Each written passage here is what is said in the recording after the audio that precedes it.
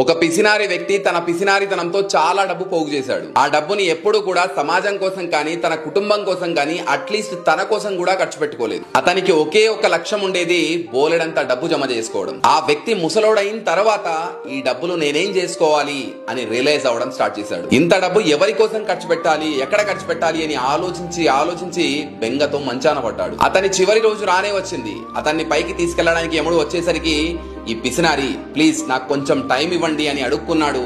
యముడు దానికి ఒప్పుకోలేదు. ఆ పిసినారి ఒక్క రోజైనా టైం ఇవ్వండి, దానికి బదులుగా ఈ డబ్బంతా తీసుకోండి అన్నాడు. యముడు దానికి కూడా ఒప్పుకోలేదు. నీ దగ్గర జస్ట్ 10 నిమిషాలు మాత్రమే ఉన్నాయి అన్నారు. చేసేదేం లేక బాధతో ఆ పిసినారి ఒక పెన్ను పేపర్ తీసుకుని ఇలా రాయడం స్టార్ట్ చేశాడు. నా జీవితం మొత్తం డబ్బు సంపాదించడం కోసం మాత్రమే జీవించాను, కానీ ఈ డబ్బంతా ఇచ్చినా ఒక్క రోజు జీవితాన్ని కూడా కొనుక్కోలేకపోయాను. నేను చేసిన తప్పు మీరెవ్వరూ చేయకండి. డబ్బు సంపాదించడంలో పడి జీవితాన్ని జీవించడం మర్చిపోకండి. మనకు లభించిన ఈ జీవితం చాలా విలువైనది.